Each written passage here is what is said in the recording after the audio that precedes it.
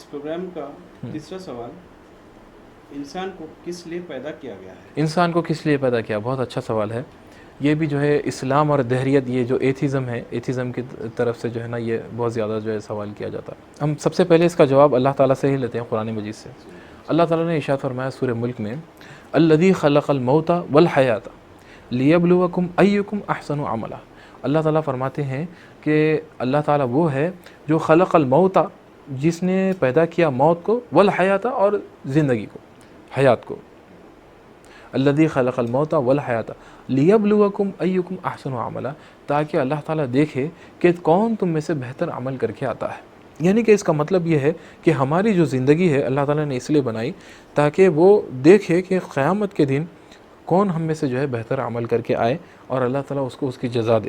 جو شخص نیک اعمال کے ساتھ آئے گا اس کے لیے جنت ہے، ہمیشہ ہمیشہ کے لیے جنت ہے. اور جو شخص عمل اچھا نہیں کرے گا، لوگوں کے اوپر ظلم کرے گا، تو پھر اس کے لیے عذاب ہے. اسی طریقے سے قرآن مجید میں ایک اور آیت ہے جس میں اللہ تعالیٰ نے ارشاد فرمایا کہ وما خلقت الجن والانس الا لیعبدون، ہم نے انسان کو اور جنات کو نہیں پیدا کیا محض ہماری عبادت کے لیے.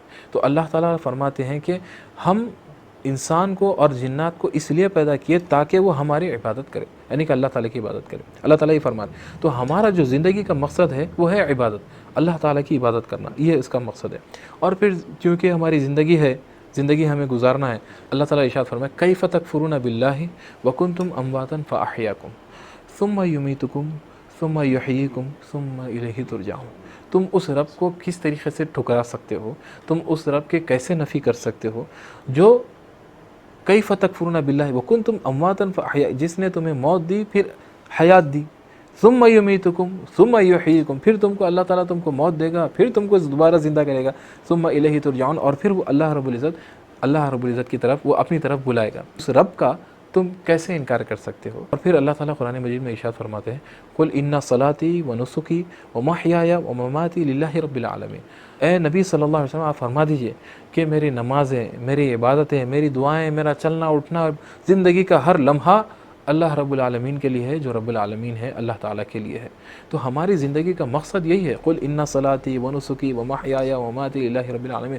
ہمارا چلنا پھرنا، اٹھے بیٹھنا، چلنا، اللہ کو یاد کرنا، اللہ کے ذکر میں مشغول رہنا، ہر چیز کرنے سے پہلے دعا کرنا، یہ تمام چیزیں اللہ تعالیٰ کی یاد میں، اللہ تعالیٰ کی جو بندگی، جو بندے کا جو کنیکشن ہے اللہ تعالیٰ سے، وہ یہی کنیکشن ہے کہ وہ چلتے پھرتے، اٹھتے بیٹھتے، جاگتے، ہر وقت اللہ تعالیٰ کے ساتھ جڑا رہے. اس کا تعلق ہے، تعلق مع اللہ. جیسا اللہ تعالیٰ ارشاد فرمایا، میں آپ کو ابھی عرض کیا وما خلقت الجن والانس الا لیعبدون، ہم نے انسان اور جنات کو نہیں پیدا کیا محض ہماری عبادت کے لیے.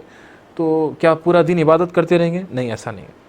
اللہ تعالیٰ نے فرمایا وجعلنا النہار معاشا، ہم نے دن بنایا ہے معاش کے لیے، کاروبار کے لیے، تجارت کے لیے. آپ تجارت کریے، آپ جاب کر رہے ہیں جاب کیجیے، بزنس کر رہے ہیں بزنس کیجیے. جو بھی آپ کو، ظاہر سی بات ہے کہ زندگی میں ایسا تو نہیں ہو سکتا کہ میں صرف ذکر اذکار کروں گا، نماز پڑھوں گا، پھر آپ اپنے بیوی بچوں کو کیسا زندگی گزاریں گے؟ آپ کھانا پینا کیسا کر سکیں گے؟ یہ تو کر ہی نہیں سکیں گے. تو چونکہ زندگی ہے، معاش ہے، روزگار ہے، تمام چیز، اللہ نے فرمایا کہ وجعلنا النہار معاشا، ہم نے دن بنایا ہے معاش کے لیے، کاروبار کے لیے. تم کماؤ، رزق حلال کماؤ، تجارت کرو، یہ تمہارے لیے. وجعلنا النہار معاشا وجعلنا اللیل لباسا، اور رات کا وقت ہم نے تمہارے لیے دیا آرام کرنے کے لیے. وجعلنا اللیل لباسا، زندگی کا ہمارا حصہ ہے. اسی طریقے سے اللہ تعالیٰ نے قرآن مجید میں ارشاد فرمایا فانکحوا ما طاب لکم من النساء مثنی وثلاث ورباع، نکاح کرو. ایسا نہیں ہے کہ زندگی میں صرف اور صرف جو ہے نا عبادت کرنا ہے اور عبادت سے ہٹ کے کوئی دوسرا کام کرنا ہی نہیں، ایسا نہیں. اللہ تعالیٰ نے فرمایا کہ فانکحوا ما طاب لکم من النساء مثنی وثلاث ورباع، نکاح کرو اپنی پسند سے، دو کرو. پہلے اللہ تعالیٰ نے دو کا ذکر فرمایا، دو کرو، تین کرو یا چار کرو، اور اگر تم ان میں عدل نہیں کر سکتے تو کم سے کم ایک نکاح کرو. یہ اللہ تعالیٰ کا حکم.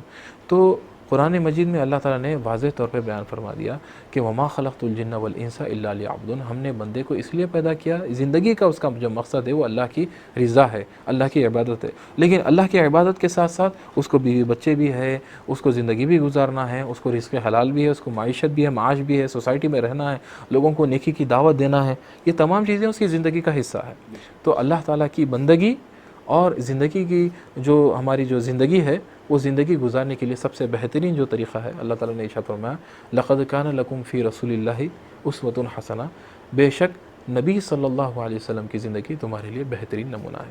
جس طریقے سے حضور صلی اللہ علیہ وسلم نے زندگی گزاری, آپ صلی اللہ علیہ وسلم نے نکاح کیا, آپ صلی اللہ علیہ وسلم نے خود تجارت فرمائی, آپ صلی اللہ علیہ وسلم نے ہجرت فرمائی, آپ صلی اللہ علیہ وسلم نے جو آپ اینگل سے حضور صلی اللہ علیہ وسلم کو ایک باپ کی حیثیت سے اور حضور صلی اللہ علیہ وسلم کو ایک لیڈر کی حیثیت سے, ایک کمانڈر کی حیثیت سے, ایک نبی کی حیثیت سے, رسول کی حیثیت سے, یہ تمام چیزوں سے جب ہم دیکھتے ہیں تو ہماری زندگی میں انقلاب پیدا ہوتا ہے. یہی ہماری زندگی کا مقصد ہے. شکریہ خالد صاحب. جزاک اللہ. آج کے اس پروگرام کا چوتھا سوال ہے, دوسرے مذاہب اور اسلام میں خدا کا کیا تصور ہے؟ جزاک اللہ خیر. دیکھیے